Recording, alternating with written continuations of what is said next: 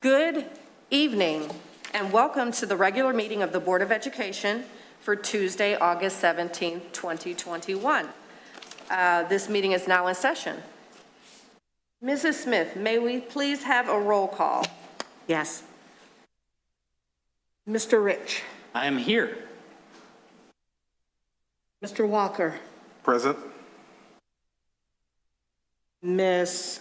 Heinrich, and could you please state where you are and where you're phoning in from? Yes, I'm here at Farmington Hills, Michigan. Dr. Blau. I'm here from Santa Barbara, California. Ms. Fox. Is Ms. Fox on? No. Okay. She's trying to join us. I myself, I am here. You do have, and I'm sorry, Ms. Weems, President Weems. I am present. Okay. Thank you. You have a quorum. Thank you, Mrs. Smith, and I Thank will you. acknowledge that we have one board member who is having difficulty getting in. As soon as she comes in, we will recognize her. We have a few members today who are participating virtually in accordance with the Open Meetings Act. Going forward, all meetings will be in person unless one of the conditions are present which allow for a virtual meeting. In accordance with the Open Meetings Act, all meetings are to be held in person and may only be held virtually under the following circumstances. In the event of the declaration of a local emergency, which is what we were under for several months and why we've been participating in remote meetings up until now. The local state of emergency was lifted earlier this summer. The other condition is due to a medical condition, and then the last condition is military service. So we do have three people who are participating virtually in accordance with the Open Meetings Act. Where board meetings are entirely in person, persons wishing to make public comment in the future are going to be required to do so in person. So I just wanted to make that announcement. We will now move on to the Pledge of Allegiance. And Mr. Rich, will you please lead us? I pledge allegiance to the flag of the United States of America and to the republic for which it stands, one nation, under God, indivisible, with liberty and justice for all. Thank you. That actually sounded really nice. It's been a long time since I've been in a room with people reciting the pledge. This is great. We will now move to approval of the agenda. Mr. Rich. Thank you. I move that we approve the agenda for today's August 17th, 2021 regular meeting as presented. Support. Motion to approve the agenda made by Mr. Rich, supported by Mrs. Smith. Is there any discussion? Hearing none. All in favor? Aye. Any opposed? Roll call because we have, we'll have to do a roll call because we have members participating virtually. Mrs. Smith, would you do a roll call, please? Yes. Mr. Rich. Yes. Mr. Walker. Yes. Mrs. Blau. What, Dr. Blau? Yes. Sorry. Mrs. Fox, still not there yet. Ms. Weems. Yes? Ms. Henrich. Yes, And I myself, yes. You have a quorum. Thank you. Motion passes. We will now move on to announcements. Welcome, everyone, to the August 17th Farmington Board of Education regular meeting. Today, we are very happy to have our very first in-person board meeting back at our board table. Farmington Public Schools has a vision for high achievement for all of its students. Together with our community, we will engage every student in a quality learning experience, empowering each student to become a thoughtful, contributing citizen in a changing world. Public comments today will be shared after discussion items. This will be an opportunity to share general comments. If the public comment is intended to be critical of or express dissatisfaction with a particular staff member, student, or group, you're encouraged not to identify the person by name. You may request a private meeting with district representatives or utilize the complaint process found in our policy manual, which provides for resolution at the complainant's closest point of origin. Generally, board members and the superintendent will not respond to public comment during the board meeting. Issues may be referred to the superintendent for investigation, study, and/or a response. We look forward to the upcoming school year and are preparing for a safe return. our superintendent will provide us an update during his remarks. The board worked over the summer in preparing goals for the superintendent and will work over the next few meetings to develop goals for the Board of Education itself. We're super excited to welcome Dr. Delgado as our new superintendent. He has already hit the ground running and acted on nearly all of his first 90-day goals, and the board and the superintendent are extremely happy to be working well together and working towards meeting our goals. With that said, I will now move to the... Pardon? Ms. Fox is in the meeting. Oh, thank you, Mr. Rich. So we will now acknowledge that Mrs. Fox is in the meeting. Mrs. Fox, can you hear us? You may be on mute. Yes, I can. Oh, perfect. Thank you, Mrs. Fox. So we are just going through remarks, and now we are moving to the next agenda item, which is the board committee representatives. Just a point of order. She does need to say where she's from. Oh, Mrs. Fox, would you please tell us where you're participating from? Mabel Fox, Farmington Hills. Thank you, Mrs. Fox. So we'll reflect your attendance and your location. Thank you, Mrs. Fox. Thank you, Mr. Rich. The board has assigned committees for the upcoming year. These have been streamlined. The following committees have been dissolved for this year. That is the HR committee, the academic excellence, and discipline committee. And the reason for that is that matters in these areas are more appropriately discussed as a full board. So we do not need a committee to discuss those items anymore. If and where matters fall within the board authority, we will have those discussions as a full board.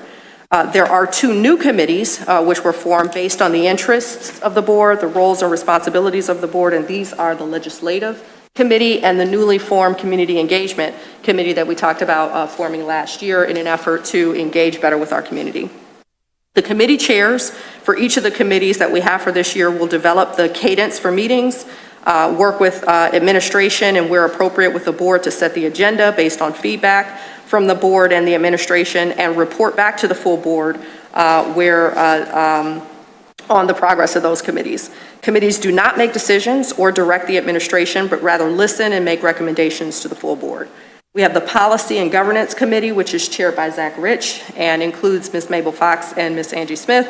We have the Facilities and Finance Committee, which is chaired by Mrs. Heinrich, and has myself and Donald Walker on that committee. We have the Legislative Committee, which is chaired by Dr. Blau, and has Zach Rich and Donald Walker on it, and the Community and Communications Committee, which is chaired by Mr. Walker, and has Mr. Rich and Mrs. Smith on it. We have also identified several representatives and liaisons, and we have those appointments in our board book. These members represent the board during organizational meetings and serve as a sounding board in developing relationships with our community.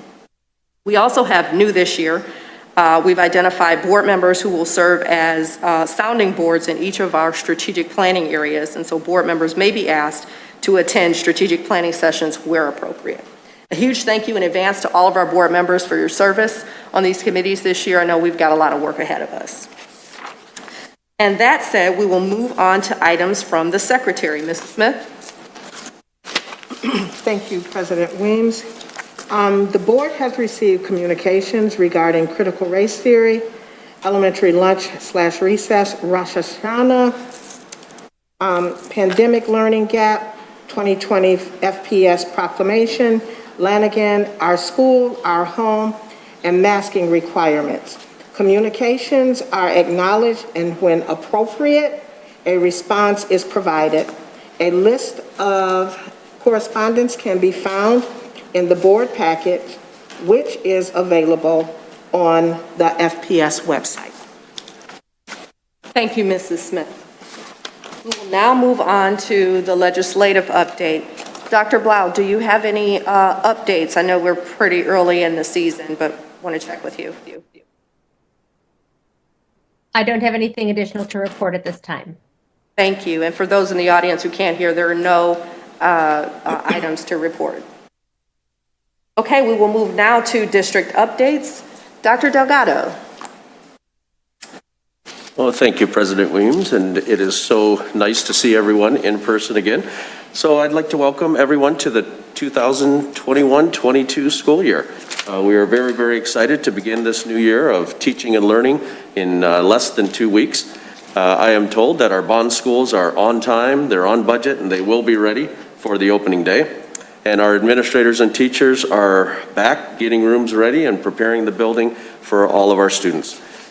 Just an update, we also welcomed over 50 new teachers this week. Very, very exciting to be able to hire that many new teachers, a very diverse group. Our cabinet had the opportunity to present to them at their new teacher orientation earlier this week, and it's very, very exciting to see so many new hires and so many optimistic people ready to teach and to lead our students forward.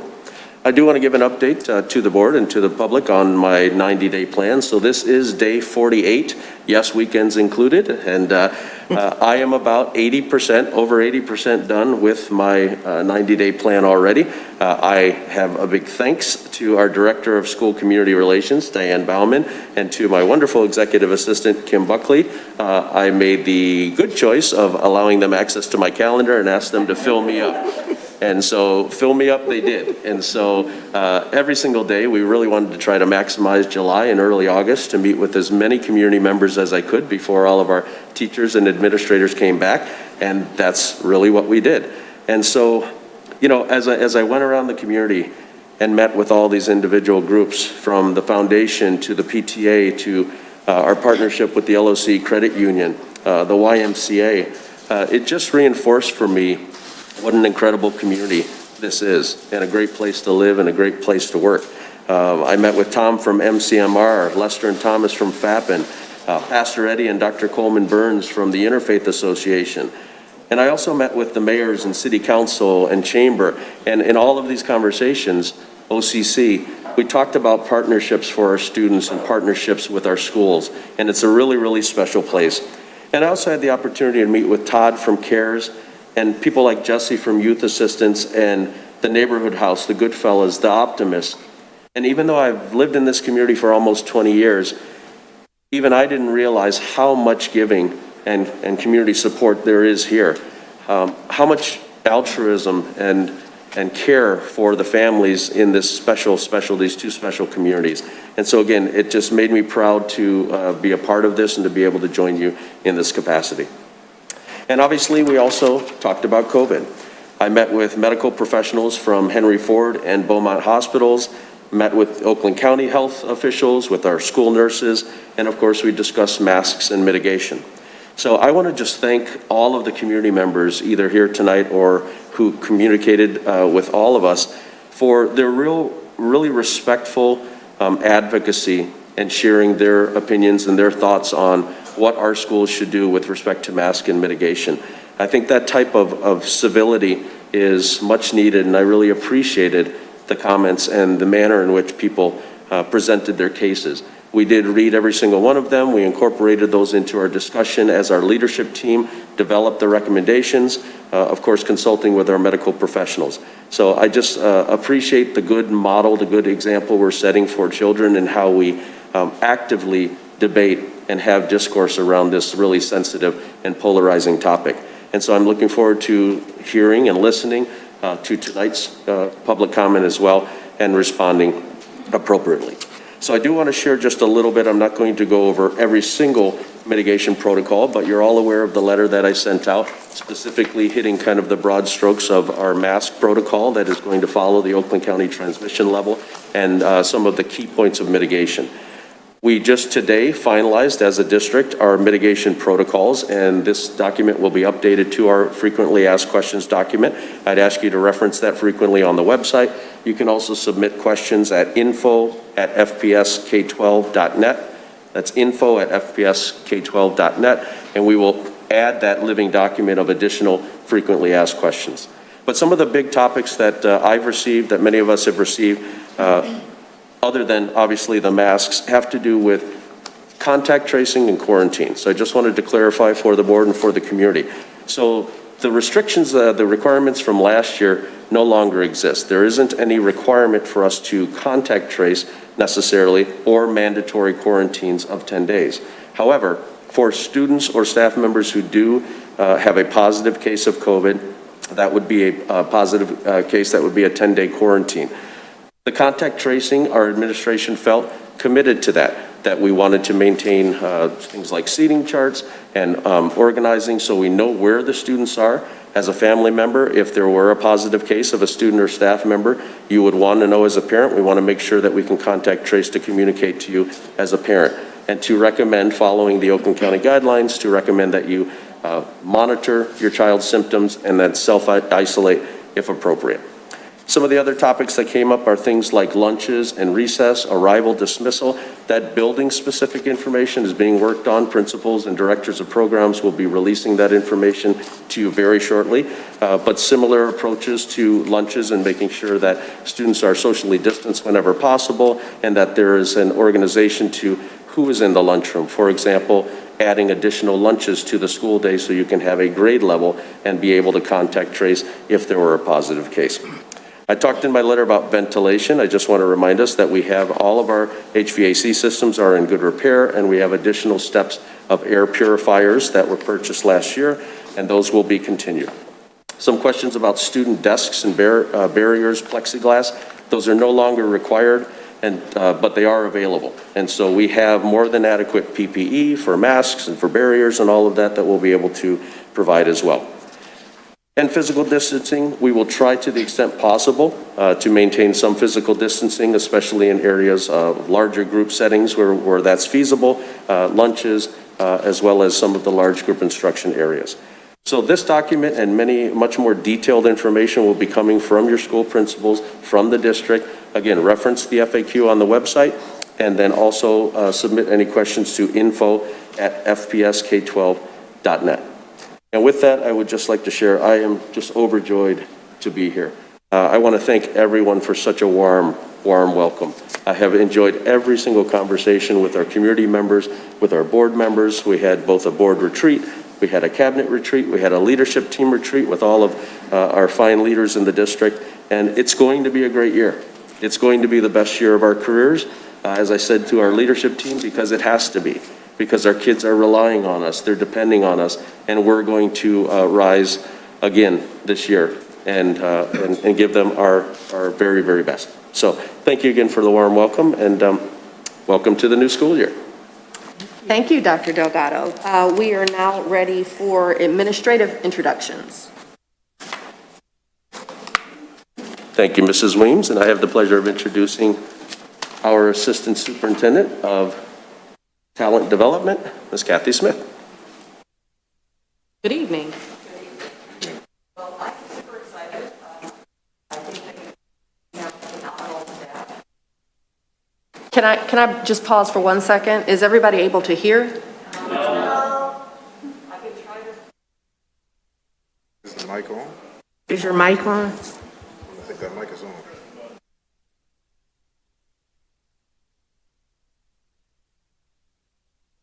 Thank you. Is That's better. Yes. Thank yes. you. Sorry about that. Thank you.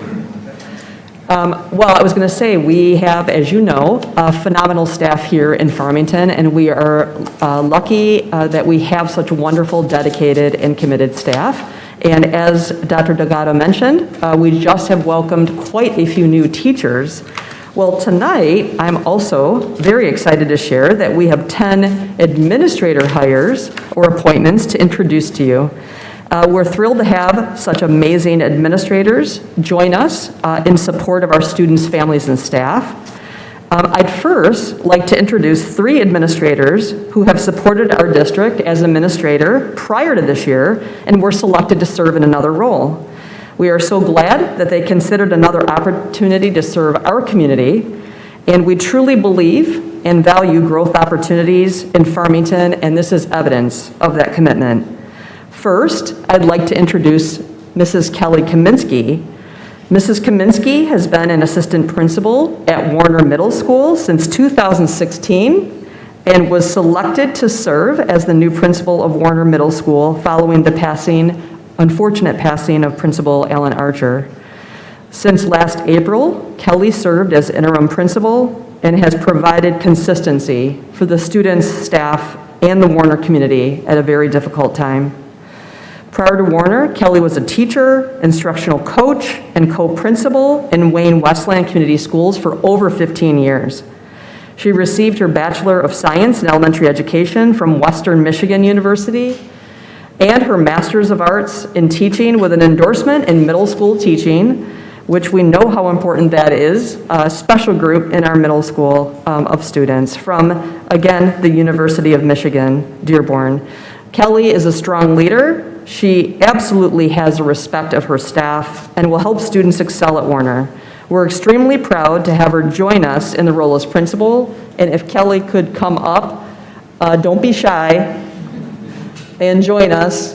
I should have had her standing here while I shared all of that. Just wanted to formally I'm not welcome shy, I her. work in middle school, right? Yeah, there's no time for shyness.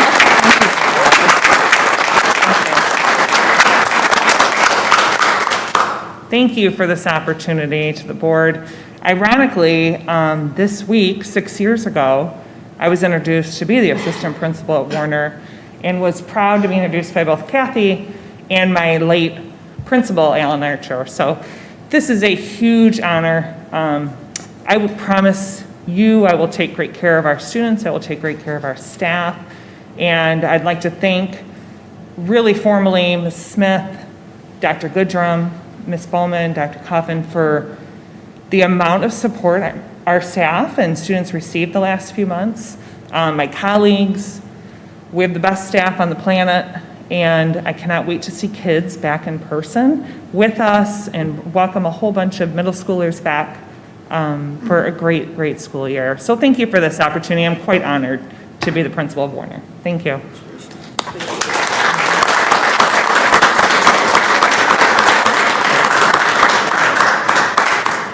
Next, I would like to introduce Mr. Dave Beasley, and I guess I need to pause longer so he actually stands up, and I should have done that with Mrs. Kaminsky. Mr. Beasley has been the assistant principal of the Farmington STEAM Academy since 2018. You could come join me. And was selected to serve as the principal following Dr. Diane Sanders' retirement at the end of June. He's been an assistant principal since 2006, supporting Harrison High School, after serving as a teacher and athletic director in Montrose Community Schools. He also was an assistant principal at East Middle School from 2010 to 2018. Mr. Beasley received his master's degree from Eastern Michigan University and his master's of arts in educational leadership from Saginaw Valley State University. We know after being an assistant principal for 20 years, he is very much enjoying his role as a principal at STEAM and is very much focused on the mission and vision that they are passionate about at STEAM and wanting to continue that as a school community. We are pleased to have Mr. Beasley step into this role. Woo. All right. I didn't expect this, but I'm excited. There isn't anyone on the planet that enjoys doing what I do more than me. I absolutely love being around our kids. I love our families. I'm honored to be the next principal at STEAM. I will still be out in the freezing cold weather. I'll be out in the rain to greet the students as soon as they get out of their cars. That's not going to change, luckily. Thank you, Dr. Goodrum, for trusting me with this new position. I appreciate you. And Dr. Kaufman for your continued support, which is going to be more and more as we figure out that schedule. But I'm honored and very pleased to be the new principal of STEAM Academy. I won't let you down, I can guarantee that.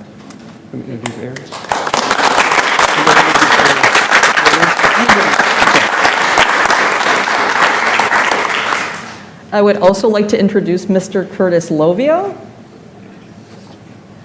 Mr. Lovio was selected to serve as the Director of K-12 Virtual and Remote Programming. This is a very exciting pathway that we have as a formal option for our students and families for this school year.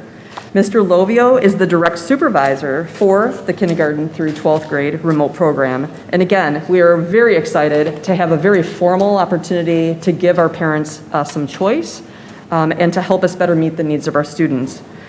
He has been an assistant principal at Power Middle School since 2016, and prior to that served as an administrative intern at the Farmington STEAM Academy. When it opened, actually officially, in 2017, Mr. Lovio has also been the supervisor of K-12 summer programming, and I guarantee has learned a lot in working with our summer program and students, and has been doing that since 2016. He's also had prior experience as an elementary and middle school teacher. He received his Bachelor of Arts in Education from the University of Michigan and Master of K-12 Educational Administration from Michigan State University. He has a long-standing proven track record of leadership in Farmington, and we are super excited to have you join us in a very new role this year. Let's step over so you can. Thank you so much, Ms. Smith. I really appreciate the introduction. I just want to thank the board and Dr. Delgado, Dr. Kaufman, Dr. Goodrum, Ms. Smith again. You've just been incredibly supportive from the get-go here, and I truly am thrilled to be in this role. It's an exciting opportunity, and I just feel privileged to be a part of some really important work for providing choice and options for families that work for them in some pretty challenging times. So I'm just really looking forward to it. We're going to create an incredibly high-quality online program and option for all of our Farmington families, and I'm looking forward to the school year. Thank you again.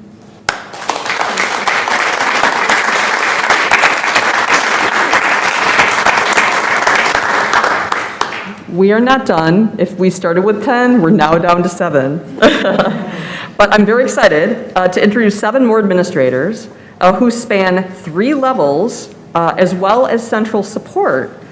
We have elementary, middle school, high school, and central services with school community relations who will in turn actually introduce new team members as wonderful additions to our Farmington administrative team overall. So I will be bringing up some administrators who will introduce, since they do supervise and have been very involved in the interview process. So please know, each of the administrators we are introducing here tonight have gone through a rigorous hiring and interview process. Just 2 key pieces to highlight our pretty intense team interviews involved in stakeholders within the building, and a very long, hour-and-a-half plus, I'll say, interview one-on-one at a district level. And that's just 2 parts of the process that they experienced. We are confident that they will be phenomenal in our new roles and look very much forward to greeting them and welcoming them tonight. First, I'd like to actually introduce Diane Bauman, the Director of School Community Relations, and she will be introducing Sandy Miles, our Supervisor of Student Data. Good evening. I'm very excited to be here this evening to introduce Sandy Miles. Come on up. So Sandy is FPS through and through. She attended Gill Elementary School, Power Middle School, and is a graduate from Farmington High School. In fact, her daughter also attended all those 3 schools. Wow. So she's definitely has Farmington in her heart. She began working in the school district in 2002, and most recently was a student data secretary working with Donna Reuter. While working with Donna, Sandy earned her pupil accounting certification from the Michigan Association of School Business Officials. Upon Donna's retirement, Sandy rose above all the other candidates and was hired as the new student data supervisor. We are so happy to have Sandy. I know we have fans. We are so happy to have Sandy here and her expertise in this new role. Thank you. Thank you very much. I want to thank Diane. She has been a huge support for somebody who is stepping into the shoes of Donna Reuter, which were huge, and she was amazing. So she's been very supportive of me, and I am very happy to be here and looking forward to my new role.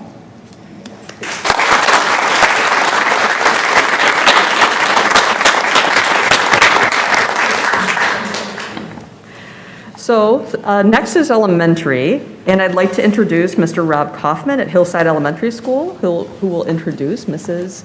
Deborah Amos. What an honor. Very excited to have Deb joining our team. Deb, if you can come up. But Deb has been at Hillside since 1996, and really already in a short time that I've been at Hillside this is starting my 6th year, and from the get-go, Deb was a very instrumental in supporting and making Hillside a special place for me. And so the opportunity when we went through the process, she just shined over and over again. And I think her humility and her passion for the kids just won us all over. She's going to be a great asset to us. The time that she's already been there, she just keeps helping me and helping our school become stronger and better. And we're just very fortunate to have Deb Amos as our new assistant principal. So welcome, Deb. Thank you.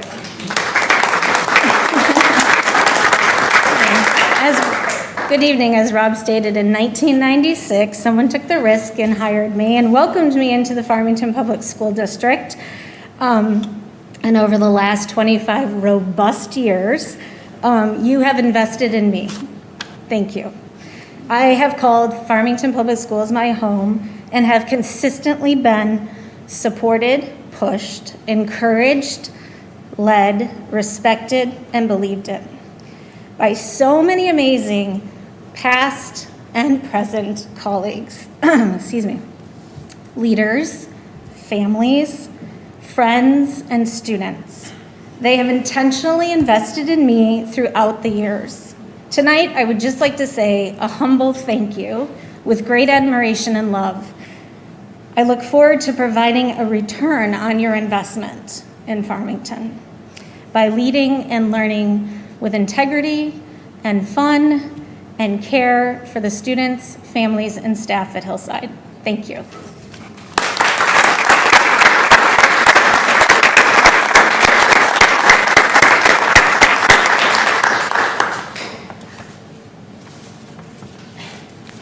So still sticking with elementary, I'd like to introduce Mr. Greg Smith at Lanigan, who will introduce Mrs. Crystal Etheridge. Good evening, Board of Education, Mrs. Buckley, to our central office team. Really encouraged as I was thinking about what I wanted to share tonight from a conversation I had earlier with Dr. Delgado, and then hearing Kelly Kaminsky's statements.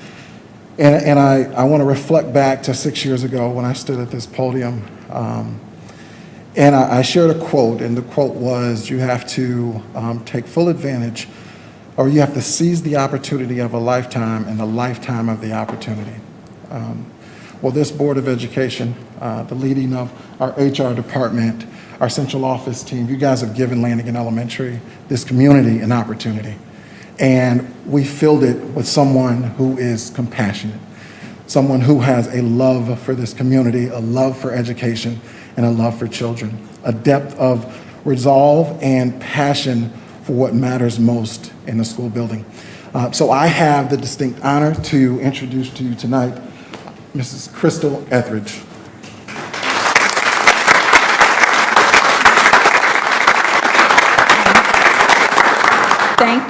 Thank you, board members, Dr. Delgado. It has truly been a privilege to work with our Lanigan students and our Lanigan families. I am so excited about this opportunity because I get to continue to work with a dynamic staff at Lanigan, and the opportunity is going to be amazing for this new school year. So thank you, thank you, thank you.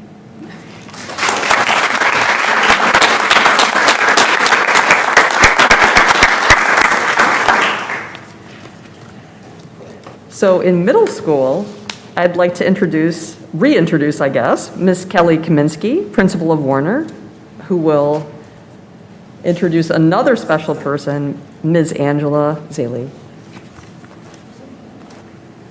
Thank you. So we are really excited to have Mrs. Zaley join our Warner team. This is going to be her 19th year in education. She's a graduate of Michigan State.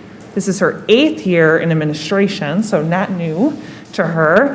And unique about Angie is that she's done all levels. She's been an elementary teacher, a middle school teacher. She's been a middle school administrator. She's also been, most recently, a high school administrator. So she's bringing a wealth of experience to our team.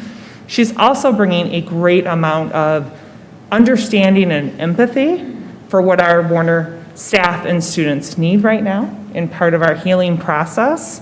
So we are super excited because she's also got the math background that Mrs. Kaminsky needs some support with. So she brings that math and science teacher background and just such excitement. So I am so thrilled to introduce to you our assistant principal, Angie Zaley.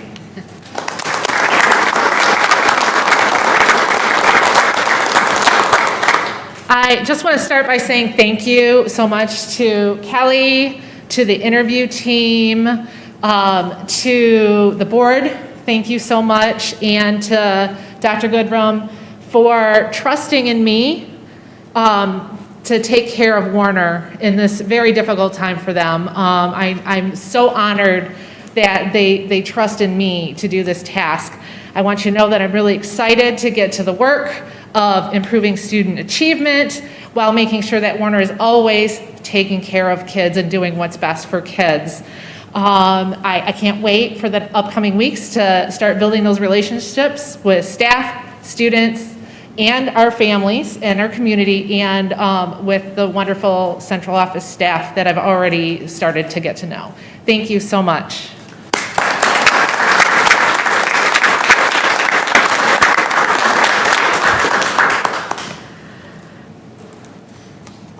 So still in middle school, actually K-8, I'd like to reintroduce Mr. Dave Beasley, principal of Farmington STEAM Academy, who will bring forward Mrs. Eris Stewart.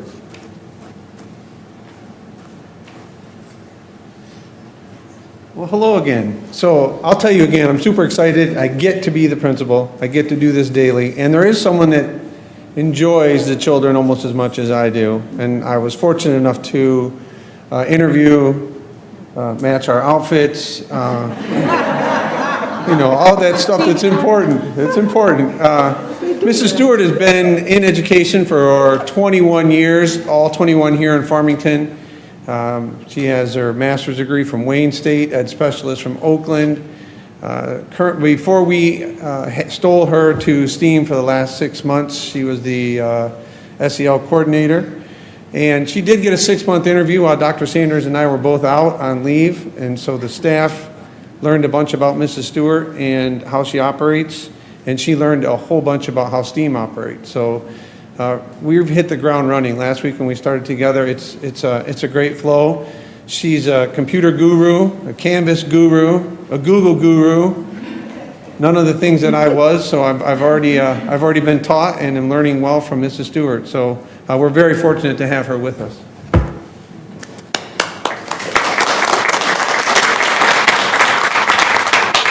So I just want to take a moment to thank everyone, Ms. Smith, Dr. Goodrum, Dr. McDougall, so many administrators that I've worked with throughout the years that have given me so many leadership opportunities that have led me here today to be the assistant principal at STEAM. I'm super excited. I've already gotten to love the community last year when I was there, and just thank you, and I'm so excited for the school year.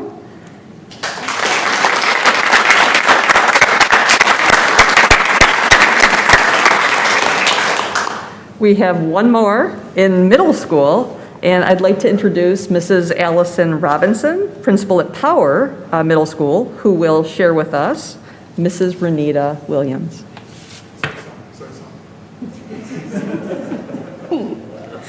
Good evening. Thank you for having me. It's wonderful to get to see everybody in person again. I am honored to be here to introduce my new assistant principal, Mrs. Renita Williams, who I hope could join me. Mrs. Williams started her career back as a middle school math teacher, so Ms. Kaminsky and I were right on that whole, we need math people to help us. As a former English teacher, I'm loving having the math support. So she was a math teacher, which is great. She understands the age, loves the age, and then it worked for the charter school system and also the EAA. And in 2016, moved to the East Point schools, where she was a middle school assistant principal, and then was moved to the high school as assistant principal there. And then when the high school principal unexpectedly quit, she was promoted to be interim principal of the high school right before COVID hit. So she guided her community through COVID, virtual, in person, and I will tell you the thing that when we interviewed Ms. Williams, I haven't told her this, but the thing that that clinched it for me was when she came in with the plan that she had put together to get her students and her community and her kids through COVID. It was so well thought out. It balanced, emotional well-being with academic well-being. So I knew she was going to be perfect for our community. So we've had a good time getting to know each other. A lot of fun. We're going to be a good team, and we are really excited. I know she's happy to be here in Farmington, and I am thrilled to have her on board. So welcome, Ms. Williams. Thank you.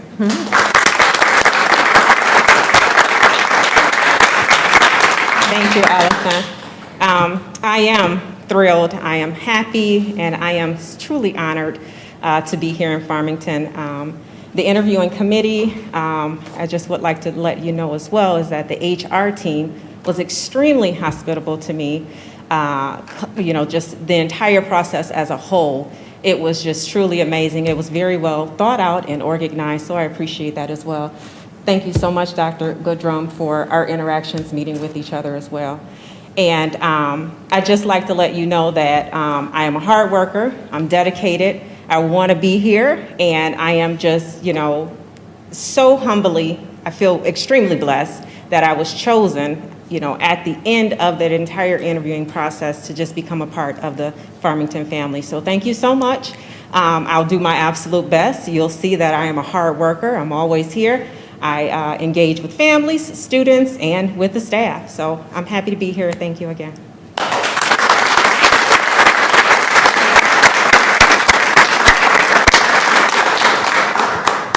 Yes, we're on the 10th. For high school, I'd like to introduce Mr. Joe Green, principal of North Farmington High School, who has Mr. Scott Fifield with him.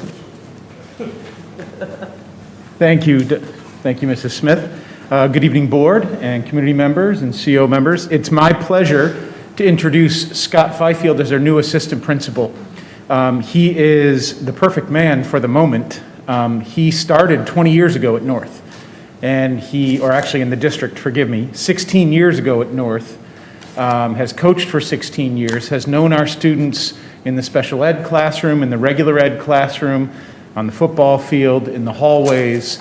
And if anybody's seen him walk through our building, he can't move across a building without 5 kids touching base with him to ask some advice or to check in and touch base. He can't walk down a hall without a colleague stopping and going, "Hey Scott, how do I do that thing on Canvas? And what about that thing on iObserve?" Because not only has he done all of those things, he's been a coach for us for iObservation in our new evaluation model when it rolled out. He's been a Canvas coach. He's given of himself tirelessly to make sure that the people around him can thrive.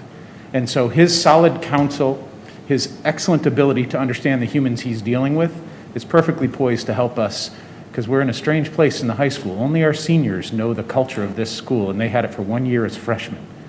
No one else knows it. So we have a powerful moment to build it back better and on the foundation that we had, and Scott's going to be fantastic helping us do that.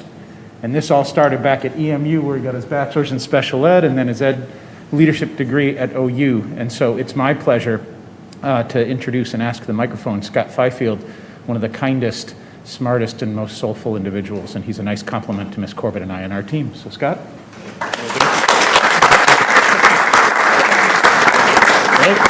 That's kind of a tough act to follow with Joe talking, but I'll try to do my best. For those of you who don't know, like Joe said, I've been in the district for 20 years. I'd like to thank the board, Dr. McDougall, Kathy Smith, anybody that's had my back over the last 20 years to help me improve and become a better leader. I'd like to thank my wife, Christy Fifield, who a lot of you know, some of you know better, had her in the classroom and stuff, who pushes me to become a better person all the time and become a better leader. Some of the former administrators I had the pleasure of working for, Rick Jones, Joe, Tim Carruthers, Tanya Corbett, of course, Musa Hamka, and Dee Lacey, just to name a few that helped me grow along the way to become a better teacher leader. The staff at North Farmington, I couldn't ask for better staff to be working with and for. They are great. The kids at North Farmington, I can't wait to see them all walk through the building again, 1,300 kids as opposed to 600 or whatever we had last year. Will be amazing, and I can't wait to blend some of the past Raider traditions with future Raider traditions and make North Farmington a place where all kids feel welcome and accepted. Thank you.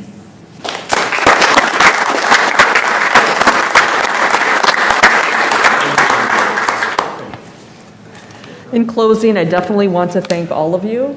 That's quite a few.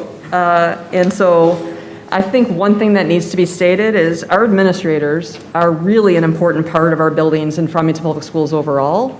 Anyone who's looked at research on education knows the extent of the impact and powerful impact that our administrators have on the staff, the students, the community, how much that helps to guide, actually, our buildings or our departments into the future to actually help better reach our mission and our vision as a district and as a system, but also in your departments or in your buildings. So it's a very hard job, and I'm sure that unless you actually live that on a day-to-day basis, it's actually hard to picture how difficult and challenging it is, so we thank you. We thank the administrators who are here tonight who have been already in the shoes, but also the ones who are joining us, so thank you. They were leaders, our principals that have introduced, and our supervisors who have introduced our new administrators tonight. They have brought us wonderful candidates in a process that can be a little anxiety-producing. So truly welcome to our new administrators. We really look forward to working with each one of you, and we are a community, and we are going to count on you moving forward. And certainly, we have expectations as well, and I know that you have them of yourselves. So thank you so much, and want to give you a round of applause to all of you.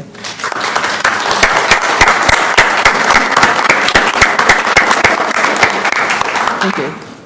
Thank you, Mrs. Smith. I want to echo everything that you said. I also want to offer congratulations on behalf of the board to everyone who is with us. Some of you I know very well, and I look forward to getting to know those of you who I've not had an opportunity to develop a relationship with. What's really astounding, really, to me is the fact that there are a large number of our students who have never been in the building that they're going to be attending this year. Large number of our students. And this is a great opportunity for all of you to create that school community that we're looking for. I have no doubt that we'll get there, and I'm entrusting all of you to help us get there. Thank you for your service. Thank you for your work. I know many of you have already been working really hard so far already this summer, and we thank you and appreciate you for that. Mrs. Smith? Many of you I have known for quite a few years. I was sitting in this seat for the first time when Mr. Smith was introduced as the principal. And I have known several of you for years. First, I would like to say, for all of you that have a principal that you're working under, could you please reach out to Mr. Beasley and make sure you learn to color coordinate with him and Eris. But with all fairness, welcome. And to Kelly Kaminsky, the day that I walked in there, the day before the passing, I knew you were perfect for this role. We never thought that you would be taking this seat. You and I were there together the day before the passing, and I saw you working so hard. Thank you for taking this role and filling those shoes, and I'm pretty sure Alan is somewhere smoking a cigar, smiling. And before I get a little choked up, I thank you. And to Eris and to Mr. Smith and to Mr. Green and all of you, you have hired Farmington's finest with the help of Dr. Delgado's cabinet. At the time, Dr. Delgado was not here, but he had the opportunity to have great people to put into those roles, such as Ms. Bauman and Dr. Kaufman and Dr. McDougall and Ms. Smith. I want to welcome each and every one of you. This is going to be a very hard year. It was a hard year last year, but it's you're Farmington's finest, and you're here for our children. And we are looking forward to continue to have a great working relationship with each and every one of you. And again, welcome, and just can't wait to see what goes on, and I'll be in those buildings. Mr. Walker, I see your hand is raised. I also think that Mrs. Fox wanted to make some comments. Mrs. Fox? No, I may have been mistaken. Okay, Mr. Walker. Just wanted to say congratulations to all of our new hirees, new members of the Farmington family. Welcome aboard. I've had the pleasure of being around some fantastic administrators with my children having gone through Farmington Public Schools, and you're with some really great leaders. And I just wanted to offer this challenge or opportunity to all of our leaders, our new ones on board, and to our current leaders. I said this to Dr. Delgado when he came on board. The wonderful thing about being new is because it is new. You have opportunity. You can think out of the box. And I encourage you, in the midst of all of the things that we'll have to deal with this year, be courageous in your thinking. Be innovative in your thinking. Be out of the box in your thinking. Take some risks and do it all with the singular lens of taking our kids to the next level and being the best versions of themselves. Congratulations. There is nothing more wonderful than a new frontier, and you're on it. So congratulations.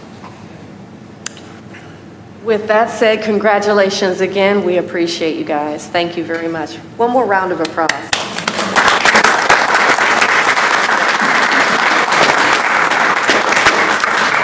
All right, we will move now to our next agenda item, which are discussion items. This one will go quick, audience, and then we'll get to public comment, the moment you've all been waiting for. We have the OCSBA, which is the Oakland County School Board Association resolutions and proposed amendments to bylaws. And I think I'm going to take this one, right? Yeah, there's no one else who's going to walk us through that. Point of order, just quickly, since we do have on the agenda the reports from board committees. Oh, I missed that. Thank you, Mr. Rich. Are there any reports from board committees? Thank you guys for coming. There are no reports from board committees. I'm looking online. Yep, I didn't think so. So now we will move on to our next item, which are discussion items. What I missed? It cleared out. It cleared out, and he couldn't understand it. No one wants to sit around and watch the rest of the board meeting? Come on. Okay. Just kidding. Okay.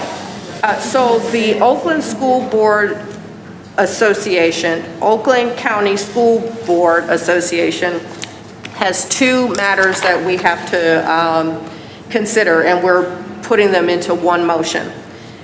So there are legislative, there are legislative priorities for the next year that they want some input on. The 2021-22 legislative priorities, we don't have to act on. They're included in the packet that was provided to you, but those matters were already considered in the prior year. Those resolutions are not for your consideration. You're only voting on the new resolutions and the amendments that are on page 1 of your packet. So you're not voting on the content of pages 2 and 3, just wanted you to know that. The continuing resolutions have already been adopted by member districts. Sorry, not by us last year, but by member districts. They're provided only for your reference and for the benefit of new members. The legislative priorities include items like finance research collaboratives, broadband access and devices, a message related to teacher shortages and a plan for that, mental health, and a number of other legislative priorities. So these are matters that the Oakland County School Board Association would sort of be taking up on behalf of membership. That is one resolution.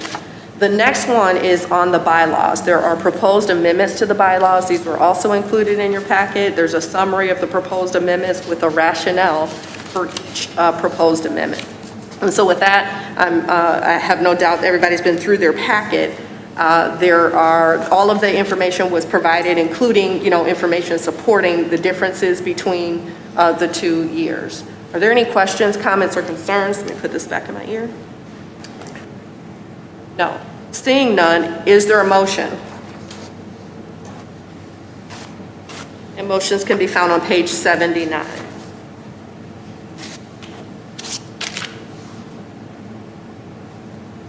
Is anyone on it? It'll be an action Mrs. items. Pardon? It'll be an action items that we go over. Oh, I'm sorry. Thank you, Mr. Rich. We're not taking action item now. We're going to take action after public comment. So that was just for the benefit of your understanding. There are no comments related to that, so now we can move on.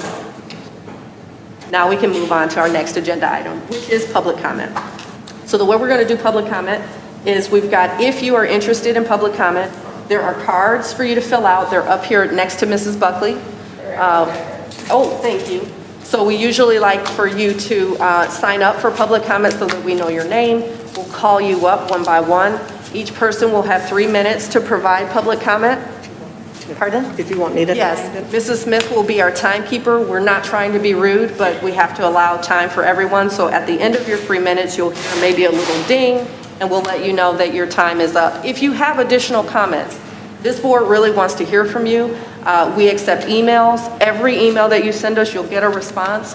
We're reading them. We're actually paying attention, and we're responding to you.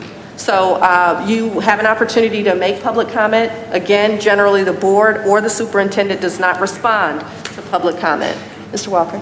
Just if I may, for our community, for them to know that we all do read our emails. However, it is policy and protocol that our president responds directly to those who send in. So if you don't get from anyone else, it is not an ignoring. If you send directly, we do have the option of emailing back directly with a CC to our board president as well.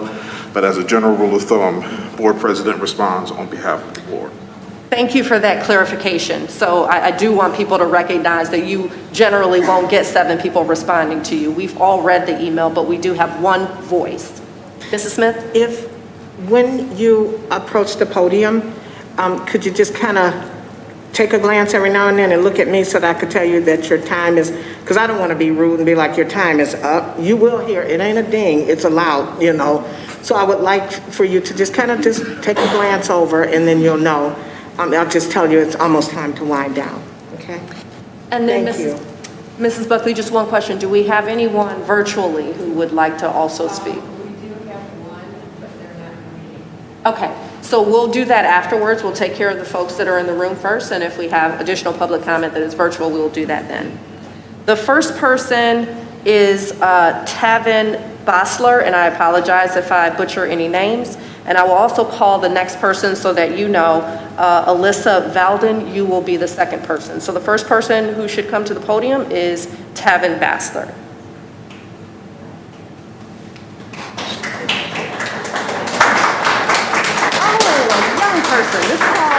Hi.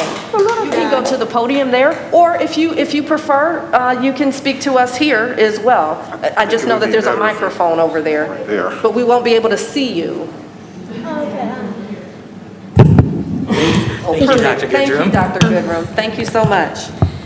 My name is Taven, and it's about the mask thing, and my brothers Theo and Yannick are about to start their first day in Wood Creek, and it's just kind of sad that they have to wear a mask on their first day of elementary school. So I just wanted to share that, and I just want them to have a good year of first schooling in kindergarten, because it was really fun of kindergarten. Thank you, Taylor.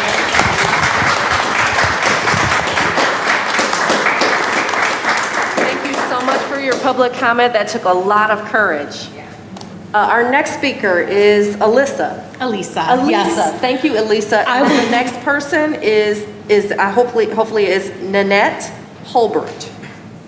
Can y'all hear me? Yes, you can hear me. I'll do my best, Ms. Smith, to watch. I'm just going to be reading. So. Okay, and I'll do like they do on the show, 5, 4, 3. All right, okay.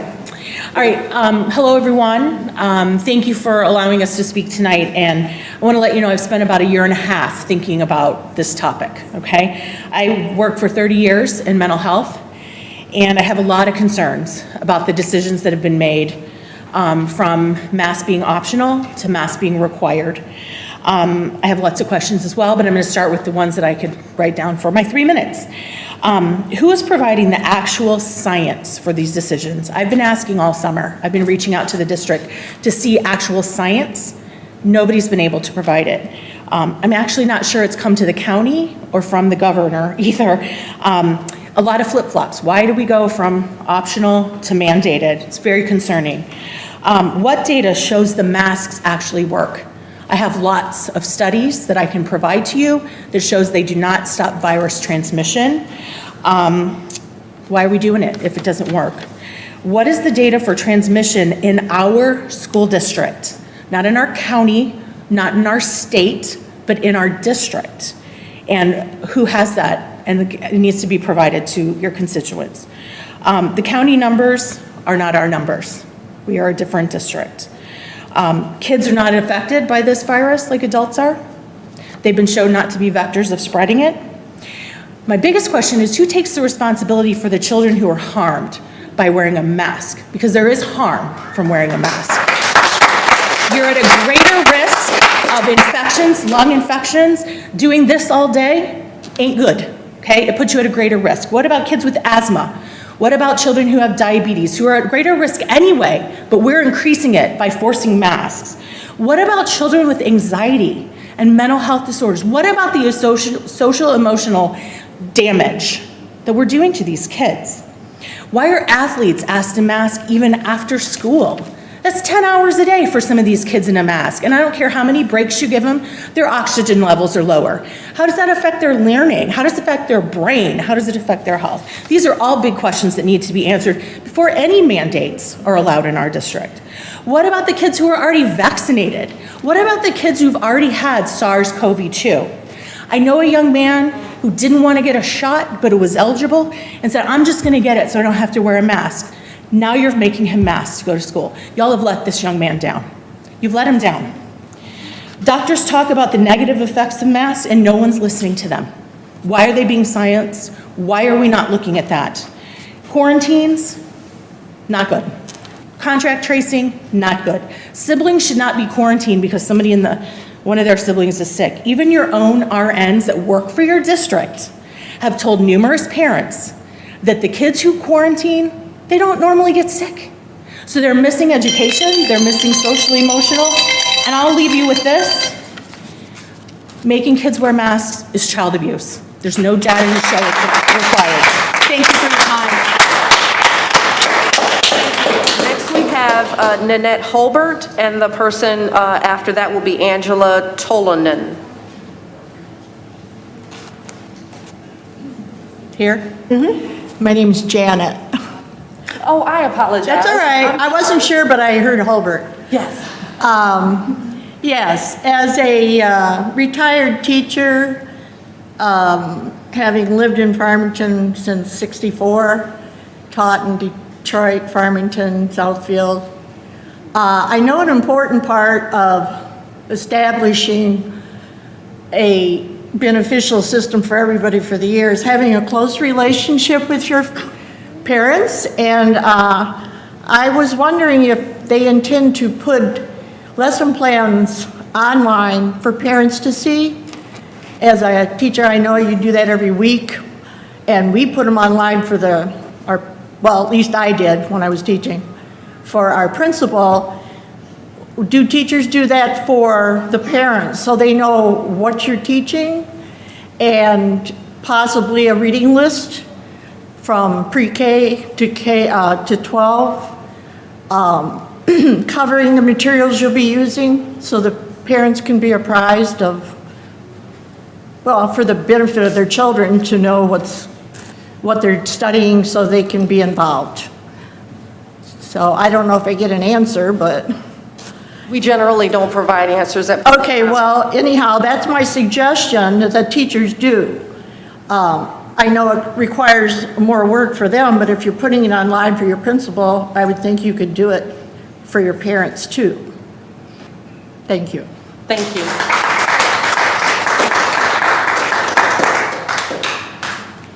Angela Tolanen. Hi. Did I get it right? Yep, I'm Yay. Angela. Okay, and then we Tolanen. have Michelle Bushy would be next. I am the mother of 3 girls. My oldest graduated from Farmington High. I expected the same for my other 2.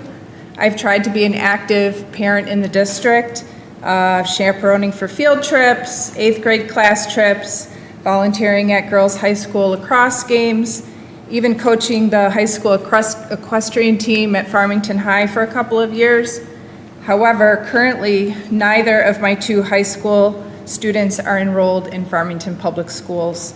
My husband and I found the educational options, lack of in-person, to be insufficient to meet their educational needs.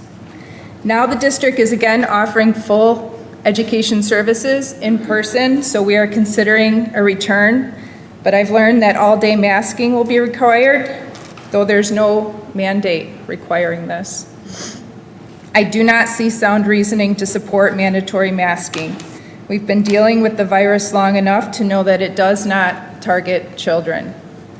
In fact, according to the Michigan Health Department own data, the death rate for children under 15 is 0.0000018.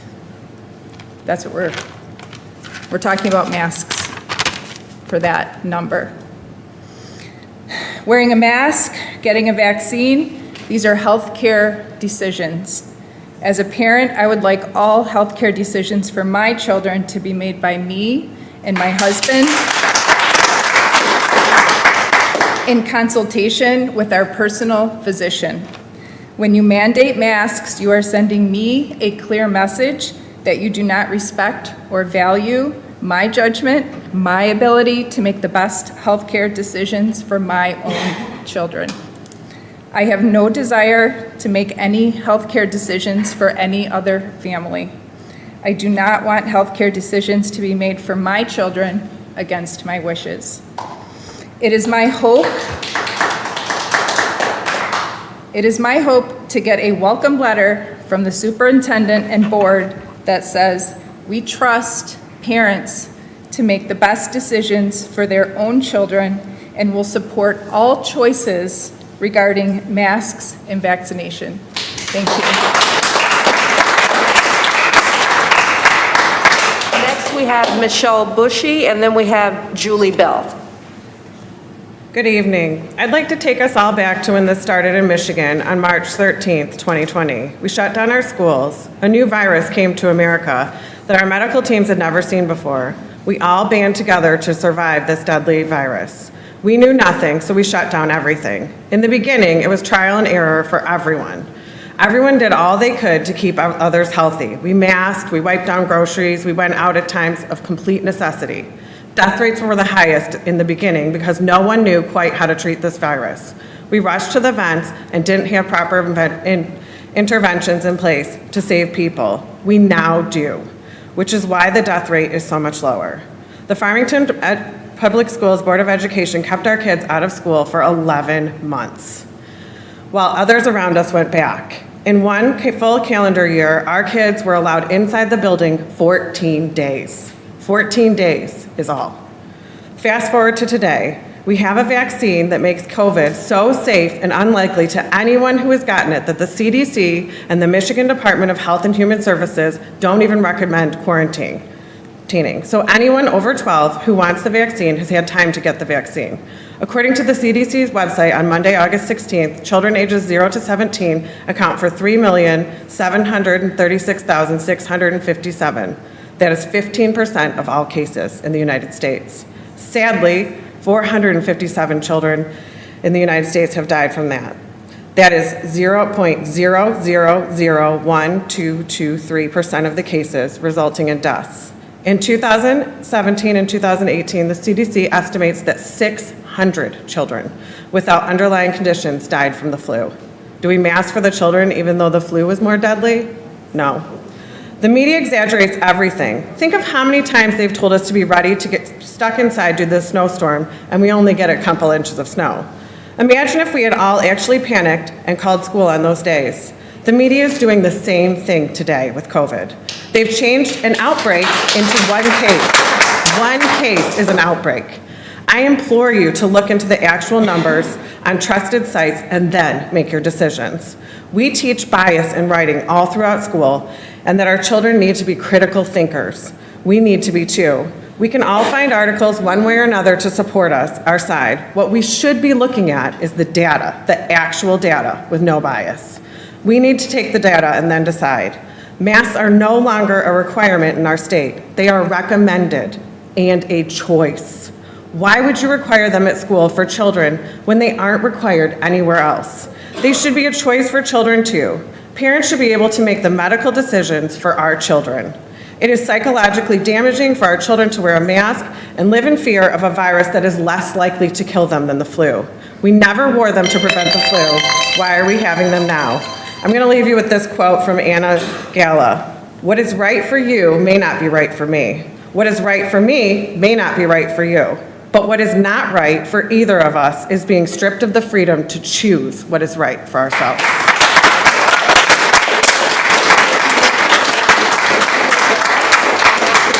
Jennifer Crager. Ms. Williams, is it okay if they save their applause afterwards because it shortens their time to speak? Yes. And I don't want to have anybody cut off. Thank you. Good evening. My name is Julie Bell, and I currently have 4 children in the school district. When you stop listening to the media and look at the actual facts of COVID, it poses almost no risk to children. We know that. 4.2 million kids have tested positive for COVID. 0.0008% of them have died. 0.6 to 1% of kids who contracted the flu died of the flu during the 2018 and 19 flu season. We didn't mandate any mask wearing then. Why are we doing it now? When you made the decision to mask our children for 7 hours a day, did you consider the psychological damages you are causing them? You, as an education system, are teaching them that the air is toxic and that their friends and teachers and everyone around them is sick and they should be scared of them. Have you ever wondered about the health effects of forcing them to breathe through unsanitary, dirty, sweaty, spit-soaked masks all day long that they're constantly touching, constantly pulling away from their faces? I've seen every one of you do the same thing here tonight. My youngest son experienced extremely negative side effects from wearing a mask last year, and he wore it for 3.5 hours a day. Now you're asking him to wear it for 7 hours a day, 5 days a week. That's what you're asking of our children. This decision by Farmington Public Schools wasn't made for the safety of our children. I don't believe it was. I believe that this decision was made to make you feel better, to make the teachers feel like they are safer. The facts are that kids are not at risk of dying of COVID, and it is not our kids' responsibilities to make adults feel better or to make them feel safer. That is not our kids' job. Last week, my daughter attended marching band camp. A majority of it was indoors. There were no mask requirements for her. Yesterday, I attended a soccer meeting at North Farmington High School. Didn't have to wear a mask. Freshman orientation, didn't see anything about mask requirements. I believe the district next week is gathering together all of the teachers into one building, no mask requirements. Today, I got a text that my daughter is playing in the marching band at a company or a school-wide picnic for the staff. If you are so worried about transmission, if you really were, why would you take any chances in gathering your entire school district together in one building? Even if it is outside, why would you take that chance of shutting down a school system the week before school starts? The entire state of Michigan is open. Masks are optional except for in school. How does this even make any sense? Our kids are going to wear masks 7 hours a day and walk out of the building and go to work, go to their friends' houses, go to the grocery store, and they don't have to wear them. Thank you.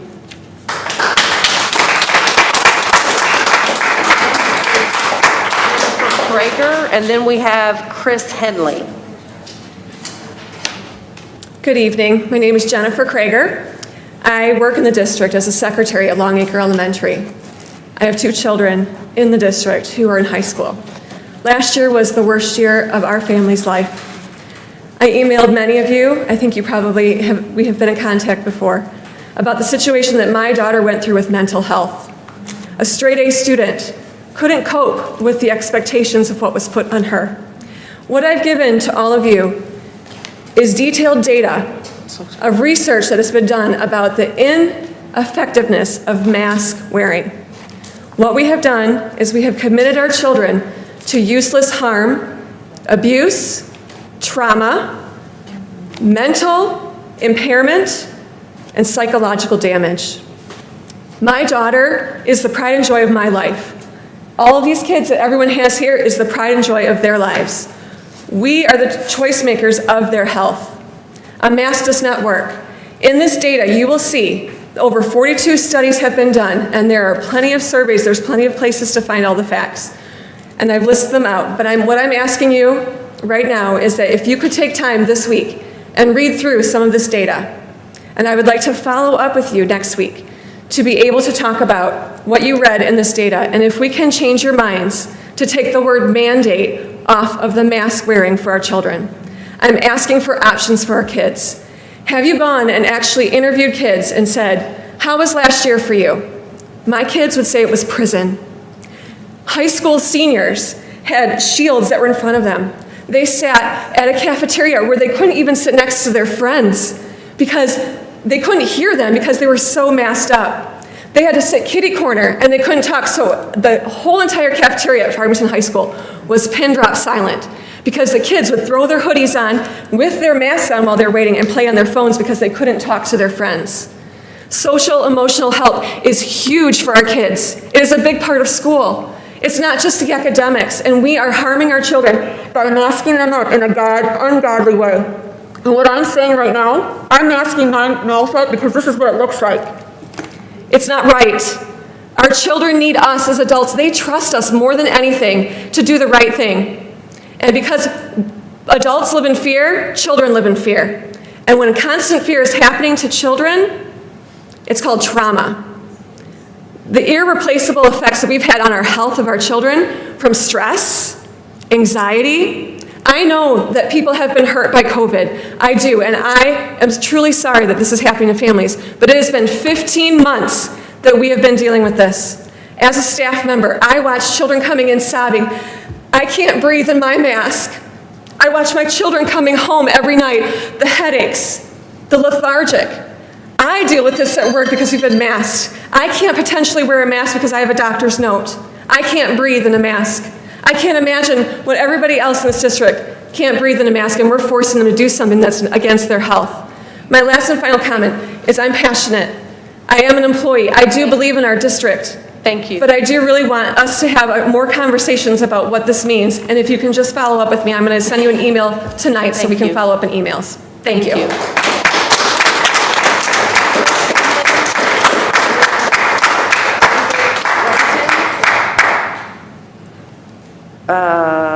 David Wrightons, I believe that is, after Chris Henley. Thank you. All right, my name is Chris Henley. I have an 11-year-old son going into 6th grade.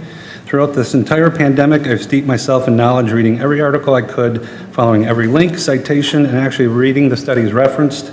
I followed every statistic I could find from the CDC, various universities, Michigan Health Department websites, and so on. About 2 to 3 months in, I found a serious disconnect between that data and what was being said on the news and being said by various governmental bodies. That disconnect has continued to this day.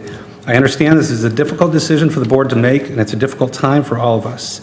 A lot of people have died from this virus, some in very horrific ways. Anytime anyone dies, it's a horrific experience, and it's hard on everyone. I honestly feel for anyone that's been impacted by this. However, it's important to balance that fear with how this concerns children. And as many people have stood up here and told you, I'll tell you the same thing in a slightly different way. For children aged 0 to 19, I looked it up on the Michigan website. There's 23 children that have died during this entire pandemic in Michigan. Horrible, of course, but those numbers are important to look at in comparison to the flu numbers as we've lived with our entire lives. All this data is available on the Michigan government websites and covekidproject.org. More children have died from the flu in past decades. We never masked for that. There's not one single study to this day out there that looks at the long-term impacts of children wearing masks 8+ hours a day or 7+ hours a day, 5 days a week. Not one study. We don't know what this impact will do to them, but we sure as heck can get an idea from some of the parents. Former President Biden COVID-19 advisor and top epidemiologist Michael Osterholm stated the only mask that works against COVID is a properly fitted N95 mask. He's not the only one to have said that. Many experts are telling us this. I believe the right type of mask worn in the proper setting by the right people absolutely can help us. But that doesn't mean we should force any type of mask on all children throughout the whole day in school. I have empathy for the parents of the children that are vulnerable due to existing medical conditions. If I were in their shoes, I would not be sending them in person at this point to school because a mask is not going to give them the protection they think it is. We're living in the experimental stage of this virus. The CDC just recommended a third booster shot for immunocompromised children because they thought the normal 2 vaccine shot would work, and it didn't. And this is just another example of how the recommendations have changed because the results didn't turn out the way our experts thought they would. I'd like to end by stating I feel the board is not respecting parents and their right to perform their own risk analysis and allowing us to make intelligent, informed decisions about our own families. It's my civil right as a parent to make decisions regarding the health and welfare of my child, not that of the school district. I ask you to respect the rights of both myself and my child and let us make those decisions as a family.